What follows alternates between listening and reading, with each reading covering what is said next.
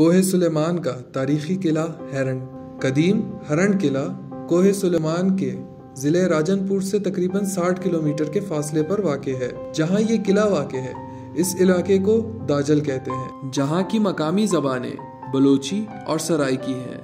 یہاں 2 بلوچ قبیلے گورچانی اور لنڈ آباد ہیں۔ داجل کی وجہ شہرت یہی قلعہ ہرن ہے، جو اپنی مخصوص اہمیت کی وجہ سے مختلف حملہ آوروں جیسے کہ یونانی، ایرانی، عربوں اور انگریزوں کی توجہ کا مرکز بنا رہا۔ کچھ محققین کے مطابق اس قلعے کی وجہ تسمیہ ہری نند نامی کوئی ہندو راجا تھا، اور اس قلعے کا اصل نام بھی ہری نند تھا، جو بعد میں بگڑ کر ہیرن میں تبدیل ہو گیا۔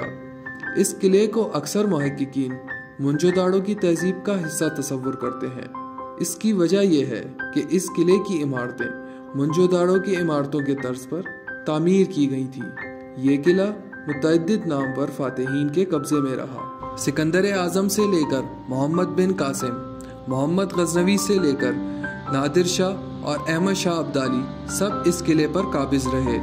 اس قلعے کی اہمیت کی وجہ یہ تھی کہ اس علاقے میں پانی کی شدید قلت تھی، مگر اس قلعے میں ایک پہاڑی چشمے کا پانی کاریز کی شکل میں پہنچایا جاتا تھا، جس کی وجہ سے یہ قلعہ زیادہ محفوظ تصور کیا جاتا تھا۔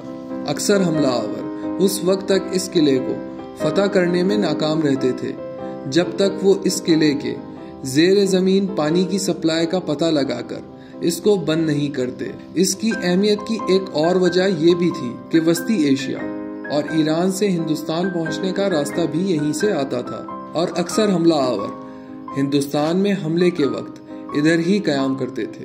مشہور فارسی کتاب سکندر نامہ میں درج ہے کہ جب اس قلعے پر سکندر اعظم نے حملہ کیا تھا تو اس وقت یہاں ایرانیوں کی حکومت تھی۔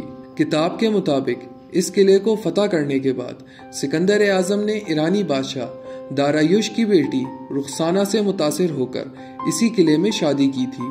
مقامی افراد کا کہنا ہے کہ رخسانہ اس قدر حسین تھی کہ وہ یونیلیور کے معروف بیوٹی سوپ ریکسونا کا نام رخسانہ کی وجہ سے رکھا گیا ہے۔ یہ علاقہ معروف بلوچ حاکم نوری نصیر خان کے قبضے میں بھی آیا اور 70 سال تک ریاست کلات کے قبضے میں بھی رہا۔ کچھ مورخین لکھتے ہیں کہ افغان بادشاہ احمد شاہ ابدالی کو نوری نصیر خان نے ان کی پنجاب مہم کے وقت اپنے 25,000 بلوچ سپاہی دیے تھے، جنہوں نے پنجاب فتح کرنے میں کلیدی کردار ادا کیا تھا، اور فتح پنجاب کے بعد احمد شاہ ابدالی نے اس قلعے کو بطور تحفہ نوری نصیر خان کو دیا تھا۔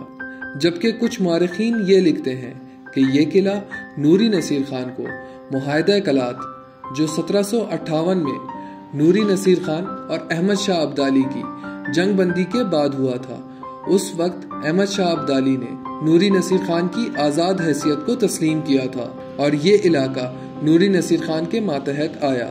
نوری نصیر خان نے اس علاقے اور ہیرن قلعے کی ذمہ داری گورچانی قبیلے کے تیماردار لال خان گورچانی کو سونپ دی تھی۔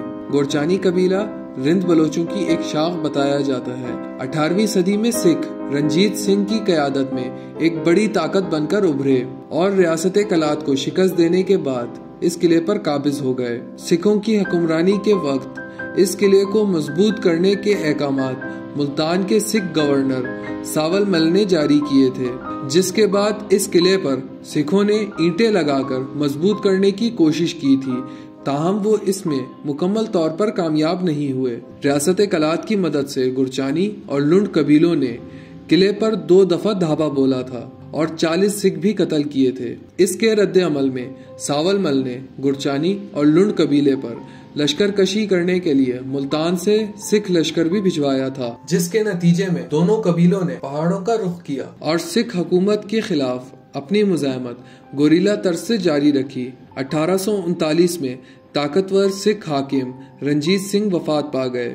اس کے بعد سکھ کمزور پڑ گئے تھے اور انگریزوں نے سکھوں کی کمزوری کا فائدہ اٹھاتے ہوئے ان پر حملہ کر دیا۔ گورچانی قبیلہ جو متعدد جنگوں کی وجہ سے سکھوں کا شدید مخالف بن گیا تھا، اس قبیلے نے سکھوں کے خلاف جنگ میں انگریزوں کا ساتھ دینے کا فیصلہ کیا۔ گورچانی قبیلے کے تیماردار چوٹا خان نے انگریز جنرل ایڈورڈ کے ساتھ مل کر سکھ گورنر ملتان پر چڑھائی کی تھی۔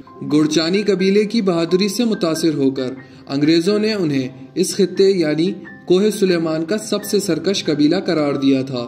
آج بھی ہرن قلعہ موجود ہے اور حکومت کی عدم توجہ کی وجہ سے خستہ حالی کا شکار ہے۔ اگر اس قلعے کی حکومتی سطح پر مرمت نہیں کی گئی تو جلد ہی یہ قلعہ منہدم ہو جائے گا۔